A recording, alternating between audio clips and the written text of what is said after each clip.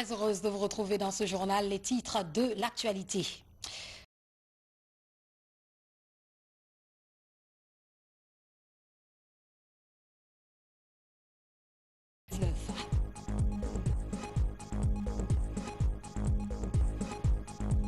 Et puis grâce au partenariat public et privé, le nouveau plan d'aménagement du centre directionnel de Koulouma est lancé à Conakry.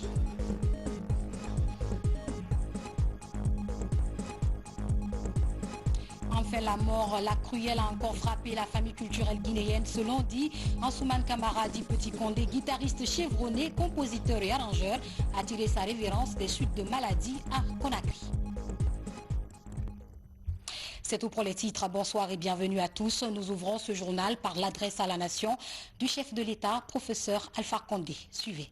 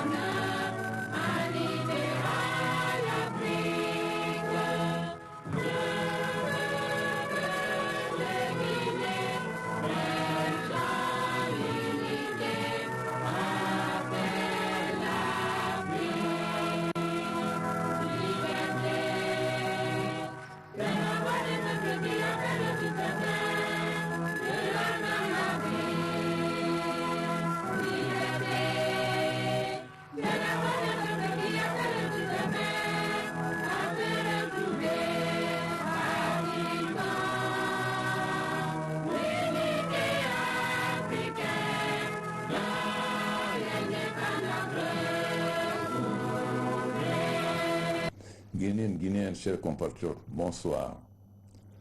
Je m'adresse de nouveau à vous ce soir pour vous présenter la situation de la pandémie de Covid-19 dans notre pays. Je commencerai par vous exprimer mes remerciements et mes encouragements pour les efforts et les sacrifices que vous avez consentis pour permettre à notre pays de sortir rapidement de la crise sanitaire que nous vivons depuis le 12 mars dernier.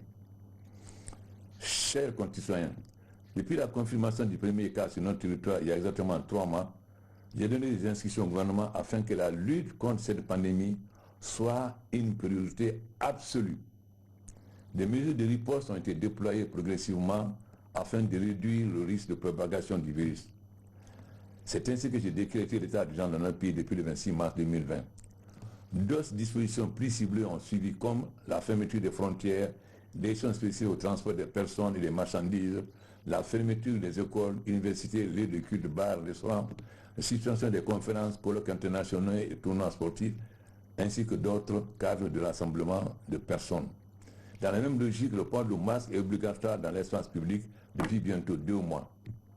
Chers concitoyens, je mesure l'impact de ces contraintes sur vos vies au quotidien, mais elles sont indispensables pour éduquer cette maladie qui paralyse notre économie et endeuille des familles à travers le monde. Je vous appelle donc à persévérer dans l'endurance face à ce virus qui éprouve notre société, ses croyances, ses cultures et son économie. J'invite toutes les composantes de notre société, organisations de jeunesse, de femmes, de ressortissants, leaders religieux, partis politiques, société civile et diaspora, à s'impliquer davantage dans ce combat pour la survie. Le gouvernement, pour sa part, reste en éveil afin d'apporter les réponses appropriées à cette crise sans précédent et corriger rapidement ses conséquences sur notre économie. Je suis heureux de vous annoncer que depuis une dizaine de jours, notre personnel soignant s'est renforcé par l'arrivée de 21 médecins épidémiologiques cubains. Nul doute que leur expertise conjuguée amélioreront significativement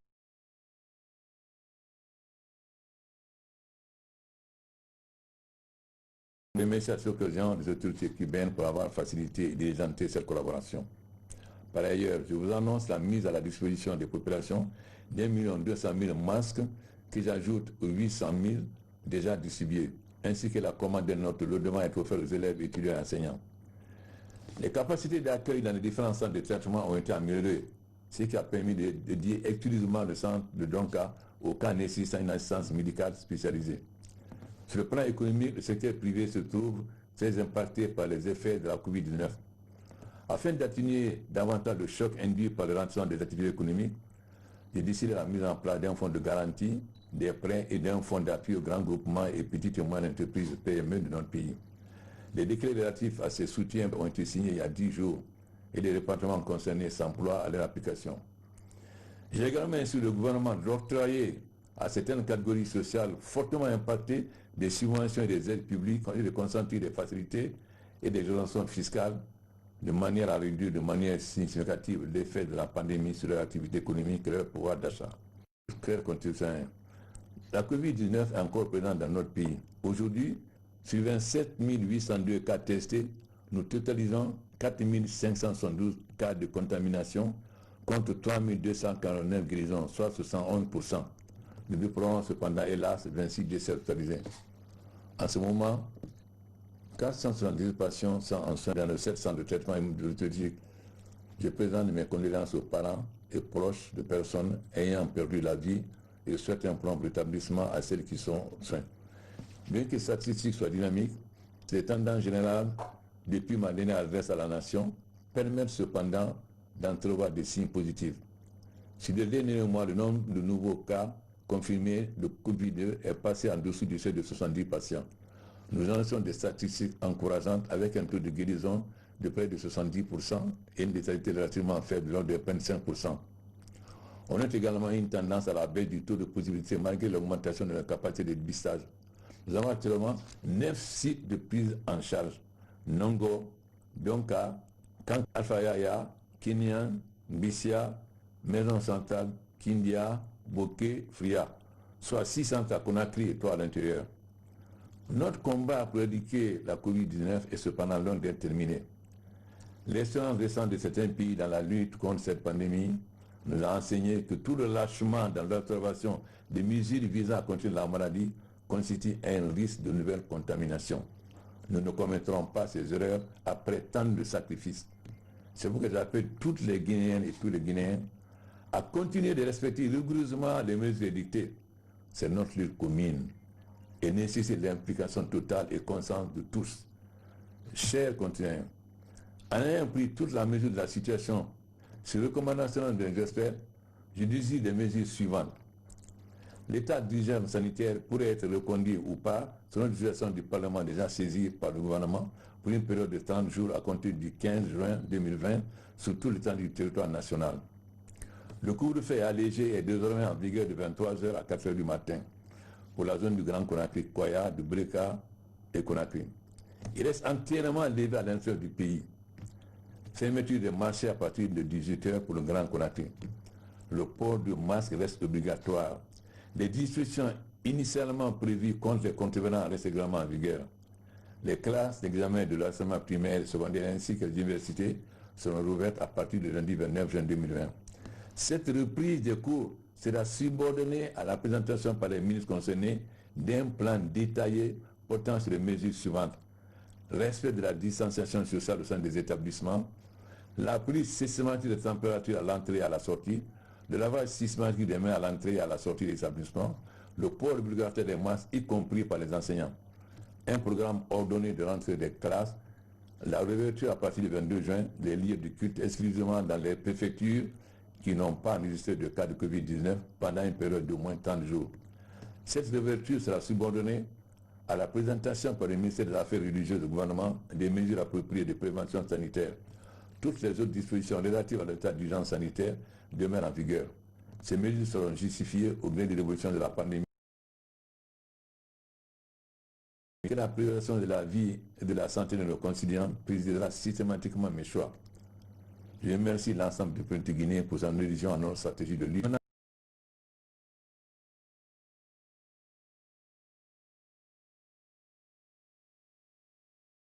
Du personnel soignant en première ligne de ce combat, au contact direct des malades qui sont exposés, eux et leurs familles, à un risque de contamination réelle et permanent. J'ai foi en notre capacité de sortir de cette autre crise. Faisons preuve de responsabilité, de solidarité et d'endurance, et nous gagnerons ensemble le combat contre le Covid-19. Que Dieu bénisse la Guinée. Je vous remercie.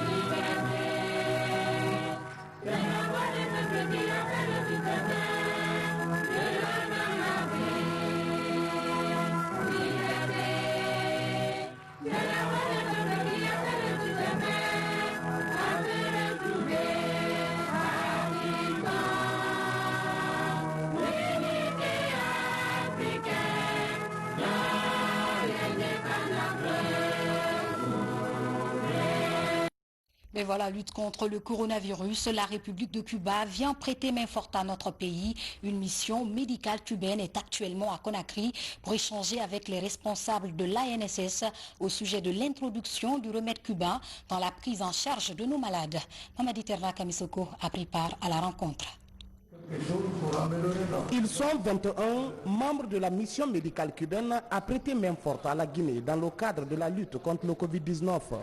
Cette première prise de contact avec l'équipe de l'Agence nationale de sécurité sanitaire discute du volet prise en charge de la riposte. Les partenaires cubains proposent l'utilisation de l'interféron comme remède pour une catégorie de malades du Covid et des contacts. La molécule a déjà fait ses preuves dans certains pays touchés par le coronavirus comme la Chine. Nous avons échangé avec l'équipe cubaine qui est venue nous prêter main forte sur l'utilisation d'une molécule qu'on appelle l'interféron. L'interféron est une molécule qui booste le système immunitaire de l'homme. Donc nous avons partagé et ils vont nous envoyer le protocole. Nous allons nous faire nous-mêmes notre propre religion et après on fait un protocole qu'on va soumettre. Nous allons commencer à utiliser cette molécule qui a fait ses preuves non seulement à Wuhan, au Venezuela, mais à Cuba. La Guinée dispose de quelques jours pour apprécier le protocole de traitement à base de médicaments destinés à la prise en charge des patients atteints du Covid-19. Cet autre geste vient témoigner des relations d'amitié et de fraternité existantes. Davantage qu'on pourra aller de l'avant et que la stratégie STOP pourra avancer d'une façon sereine mais efficace. Cette aide médicale aide au royaume chérifien à la Guinée. Dans le lot, 500 000 masques, 5 000 boîtes de chloroquine et 1 000 boîtes de azithromycine. Il a bien voulu donc également assister à l'effort extraordinaire que les autorités guinéennes sont en train de faire pour lutter contre Covid-19. Ces produits marocains que vous avez cités sont des produits 100% marocains, fabriqués au Maroc par des sociétés marocaines. Et cela montre que l'Afrique peut elle-même s'émanciper et être autosuffisante en capacité. Je profite donc de cette occasion solennelle pour vous demander, Excellence Monsieur l'Ambassadeur, de bien vouloir transmettre à Sa Majesté Mohamed VI, que Dieu l'assiste, au roi du Maroc, la profonde gratitude de son Excellence professeur Alpha Condé, président de la République, pour ce généreux don qui vient à point nommé, contribuant ainsi à la consolidation des excellentes et traditionnelles relations d'amitié, de coopération et de solidarité existant entre nos deux pays. Ce programme marocain d'assistance médicale touche 15 pays frappés par la pandémie du coronavirus. Une solidarité afin d'aider ces différents pays amis bénéficiaires comme la Guinée à contenir au plus vite la propagation de la maladie. Covid-19, on en parle encore à Kindia. Ce sont 85 000 masques de protection qui seront confectionnés. Cela sera possible grâce au programme Integra. L'objectif n'est autre que de briser la chaîne de contamination de la maladie. Moussa Bangoura. C'est parti pour la confection des masques de protection dans la préfecture de Kindia. Avec le soutien de l'Union européenne, le programme d'appui à l'intégration socio-économique des jeunes en Guinée, Integra, initie ce projet. Il est soutenu par le ministère de l'Enseignement technique et la GIZ. Nous avons voulu déjà prendre l'une des filières porteuses qui est la couture. C'est pourquoi vous voyez l'implication des maîtres tailleurs et des apprenants, donc des apprentis tailleurs qui seront formés à cette occasion. Et ça ne va pas s'arrêter à ce niveau comme vous l'avez si bien dit, ça va continuer au-delà de cette confection de bavettes. Il y aura d'autres activités qui vont bien sûr les concerner. Ce projet vise la confection de 85 000 masques de protection. Après la confection, ces kits seront distribués entre les régions de Mamou, Kindia, Farana et Labé. Nous nous réjouissons d'avance parce que c'est quelque chose qui est en train de créer une émulation dans le cadre de la lutte contre la maladie, la pandémie. Donc le fait d'avoir déjà à disposition 5 000 bavettes pour chaque district ou chaque préfecture, disons que c'est une avancée. Ça vient renforcer déjà ce qui est en place. Voilà, ça va aussi nous permettre d'une autre manière d'éduquer les personnes qui nous auront la chance de surveiller pendant la période de confection ces bavettes. C'est une occasion que nous allons mettre à profit pour continuer de faire une invite à l'ensemble des populations pour que la discipline, l'ordre continue de régner dans le cadre de strict respect de ces mesures qui sont édictées et surtout le port de ces masques qui fait des émules aujourd'hui. Pour la concrétisation du programme, les centres de couture et la coopérative des tailleurs de Kindia seront mis à contribution afin d'atteindre les objectifs assignés par les initiateurs et ses partenaires. Développement de la pisciculture, cette initiative présidentielle touche de nos jours toutes les régions du pays. Dans la préfecture de Dabola, par exemple, 4 sites piscicoles sont en aménagement dans les communautés rurales. Le but, c'est de diversifier les sources de protéines des populations rurales et aussi lutter parallèlement contre la pauvreté et le chômage. Les travaux sont supervisés par l'Agence nationale de l'aquaculture. Ansouman Toumani Kamara pour en savoir plus. Dans la préfecture de Dalaba, 4 sites piscicoles sont en aménagement dans les communautés rurales des sous-préfectures de Mafra et de Ditine. Dans ces zones rurales, l'aménagement porte sur l'expérimentation des barrages étangs qui offrent plusieurs avantages aux populations bénéficiaires. Dans ces zones rurales, l'aménagement porte sur l'expérimentation des barrages étangs qui offrent plusieurs avantages aux populations bénéficiaires. L'Agence nationale de l'aquaculture veille au respect des normes techniques admises dans l'aménagement des sites piscicoles. Ce site est un étang barrage fermé qui est alimenté par la nappe phréatique. En aval, nous avons la rivière qui est là et en amont, nous avons des coteaux bien marqués. Son impact, parce que non seulement il a une importance, parce que l'eau serait d'abord au bénéfice de nos communautés. Nous aurons du poisson, nous aurons du bien-être et ça développera la communauté. Parce que dites-vous bien, pour trouver à manger ici, ce n'est pas facile. Et pour avoir le poisson, surtout c'est un complexe. Parce qu'il faut quitter Conakry pour l'intérieur. Et pour garder ce poisson jusqu'à ce moment, ça demande beaucoup d'efforts.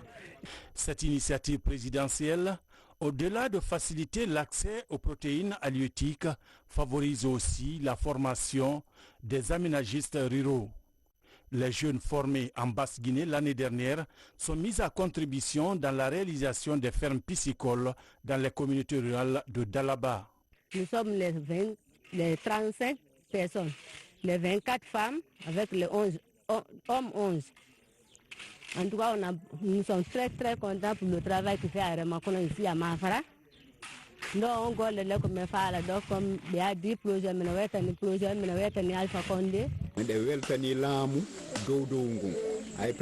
Alpha Condé. Nous sommes très contents du président de la République qui pense à tout le monde dans ses projets de société. Ces aménagements, comme nous le voyons, nous donnent une certaine autonomie en disposant de poissons de qualité. C'est une première dans nos communautés. Ces travaux, une fois terminés, suivront l'opération d'empoisonnement et la mise en place d'un comité de gestion pour chaque localité bénéficiaire. Cette initiative présidentielle dans les communautés rurales de Dalaba est financée par la Banque mondiale à travers le programme intégré de développement de l'agriculture en Afrique, PEDEC. Deuxième grand titre de ce journal, aménagement du centre directionnel de Koulouma. Grâce au partenariat public et privé, ce projet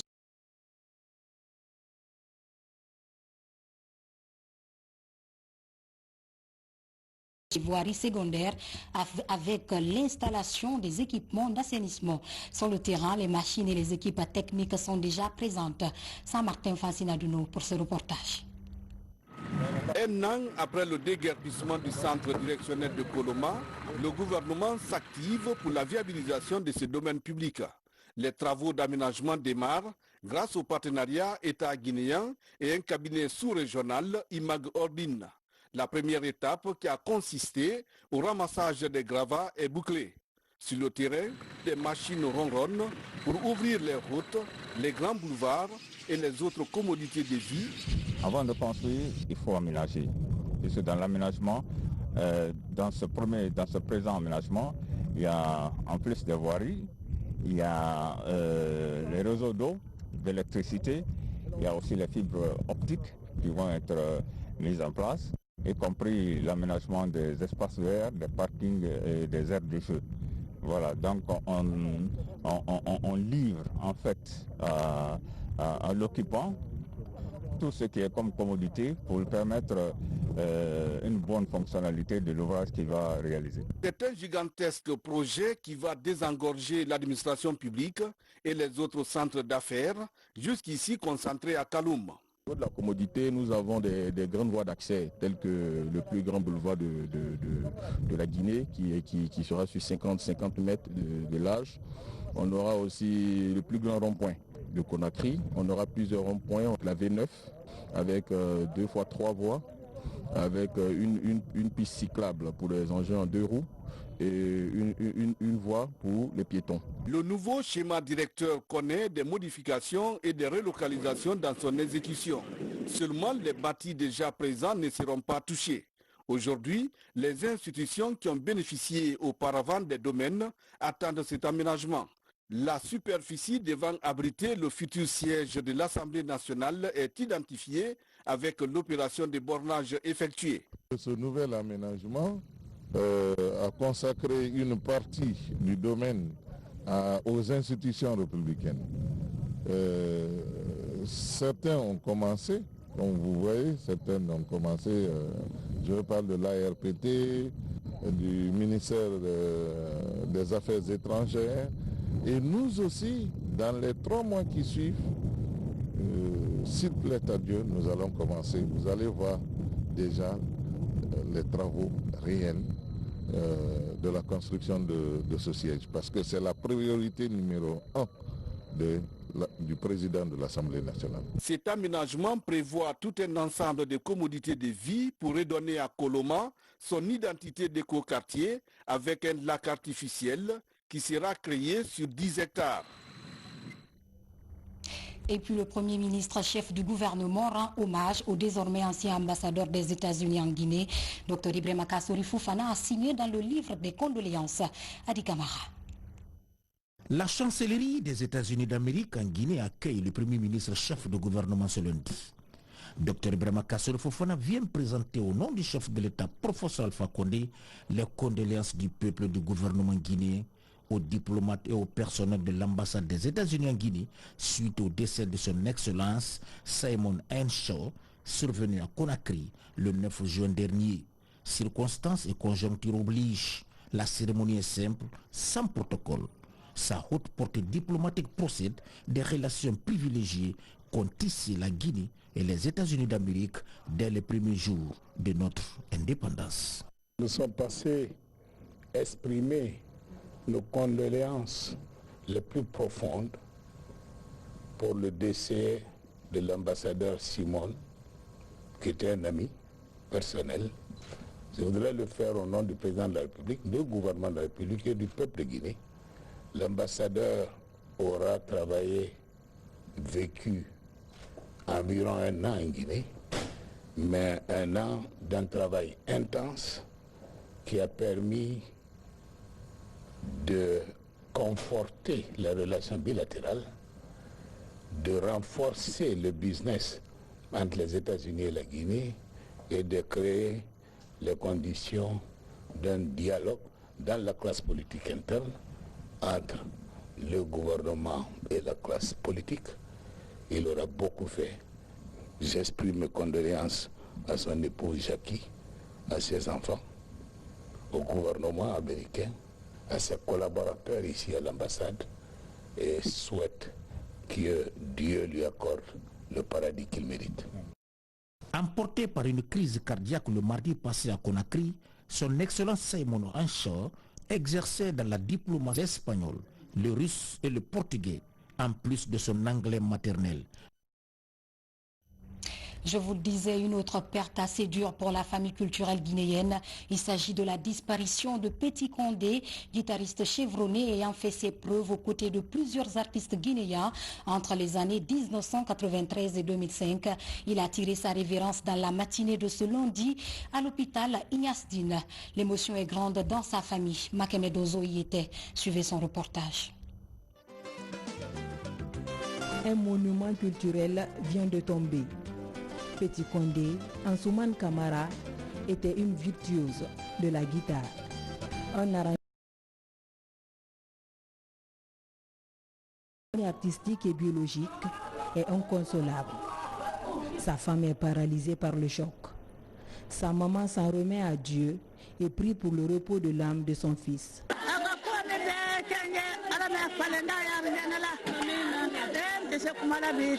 Son unique enfant tente de gérer l'émotion.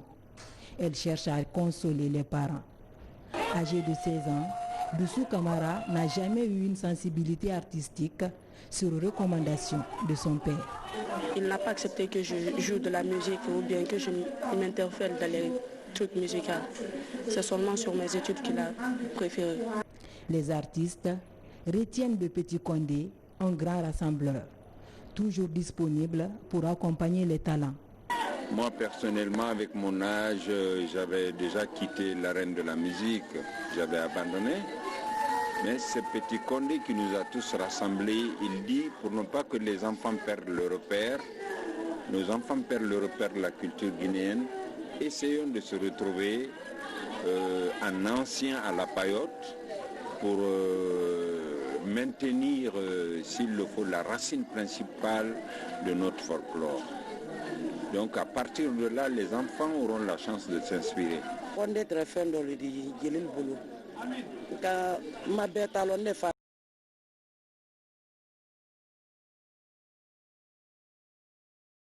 Pour moi, c'est grâce à lui que j'ai une place sur l'arène musicale.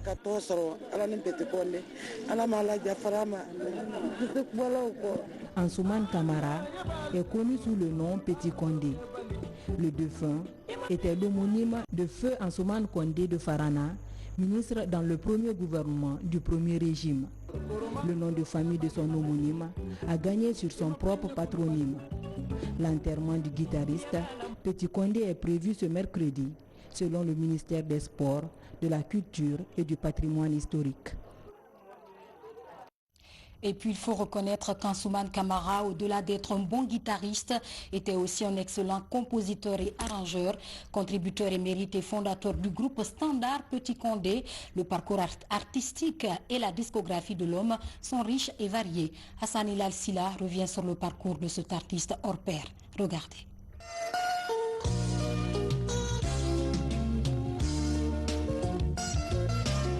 Né à Conakry en 1966, Ansoumane Camara est un dépositaire de l'art musical depuis le cercle familial. Avec sa mère Adjamanti Djoubaté, il apprend très tôt l'ABC de la guitare avant de rejoindre en 1978 la Brigade nationale des pionniers. Après un passage à Kaloum-Star, il crée par la suite avec ses amis l'ensemble orchestral Les Héritiers de Sori Kandja Kouyaté. C'est dans les années 90 que la carrière professionnelle du guitariste désormais arrangeur prend un tournant décisif. Sur initiative de l'agence culturelle Conakry Magaroui, le groupe standard Ansoumane Camara Petit Condé est créé en 1993 par Fodeba Istokera et le journaliste culturel Ali Badra Diakité.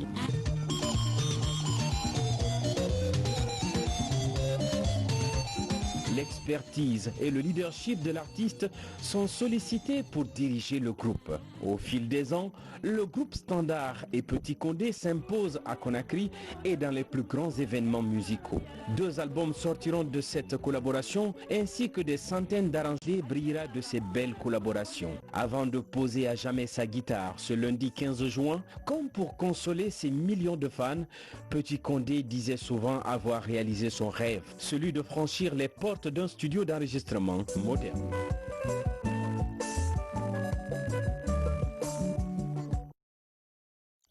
Paix à l'âme de Petit Condé. Mesdames et messieurs, ainsi s'achève ce journal. Tout le plaisir a été pour moi de vous servir. Prenez surtout soin de vous et de vos proches. Respectez les gestes barrières car le coronavirus se promène parmi nous. À demain.